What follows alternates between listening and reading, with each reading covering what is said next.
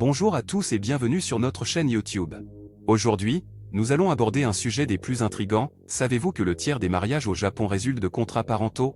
Oui, vous avez bien entendu, il s'agit d'une pratique courante dans la société japonaise, et nous allons explorer les raisons et les conséquences de cette tradition fascinante.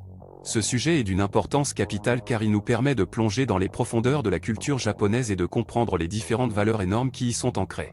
C'est également une occasion unique de découvrir les dynamiques sociales complexes qui influencent les relations amoureuses et les décisions matrimoniales au Japon.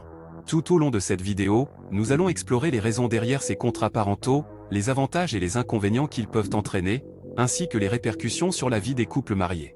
Vous serez surpris de voir à quel point cette tradition peut avoir un impact profond sur la société japonaise, et peut-être même remettre en question certaines de vos propres idées sur le mariage et l'amour. Alors, n'attendez plus et restez avec nous jusqu'à la fin de la vidéo. Vous ne voudrez pas manquer les détails fascinants que nous avons préparés. Et si vous appréciez cette vidéo, n'oubliez pas de vous abonner à notre chaîne, de liker la vidéo et de nous laisser des commentaires. Votre soutien est essentiel pour nous aider à continuer à créer du contenu de qualité et à explorer des sujets passionnants comme celui-ci. Maintenant, sans plus tarder, plongeons dans le monde des contrats parentaux au Japon et découvrons ensemble leurs implications sur le mariage. C'est parti! Le Japon, un pays fascinant avec ses traditions et coutumes uniques. Savez-vous que le tiers des mariages au Japon résulte de contrats parentaux? C'est une pratique intéressante et quelque peu étonnante à laquelle nous allons nous pencher aujourd'hui. Dans la société japonaise, le mariage est souvent considéré comme bien plus qu'une simple union entre deux personnes. Il est également perçu comme une alliance entre deux familles. Cette notion est profondément enracinée dans la culture japonaise et remonte à des siècles. De nombreux mariages au Japon sont arrangés par les parents des futurs époux.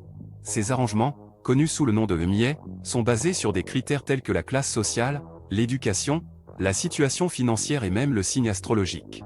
Les familles engagent souvent un nakdo, un marieur professionnel, pour les aider dans cette tâche délicate. Le processus de mie est tout à fait unique. Les parents des futurs époux se rencontrent souvent dans des lieux publics, tels que des restaurants ou des cafés, pour discuter des détails du mariage potentiel. Ils examinent soigneusement les antécédents familiaux, les traits de personnalité, les valeurs et les croyances des deux parties afin de trouver une compatibilité adéquate. Il est intéressant de noter que les mariages basés sur des contrats parentaux sont considérés comme une pratique tout à fait normale au Japon. De nombreux jeunes japonais ne voient aucun inconvénient à se marier selon les souhaits de leurs parents. Au contraire, ils voient cela comme une manière de respecter les traditions et de maintenir l'harmonie familiale. Cependant, il convient également de souligner que cette pratique est en constante évolution. Avec l'occidentalisation croissante de la société japonaise et l'augmentation de l'individualisme, de plus en plus de jeunes japonais choisissent de se marier par amour plutôt que par arrangement parental.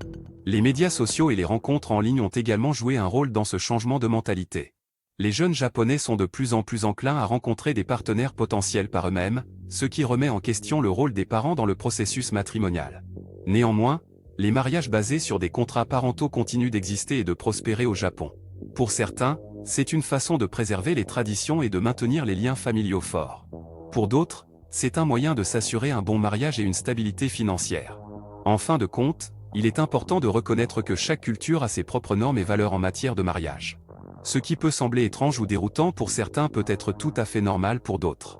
Les mariages basés sur des contrats parentaux au Japon en sont un exemple frappant. Qu'en pensez-vous?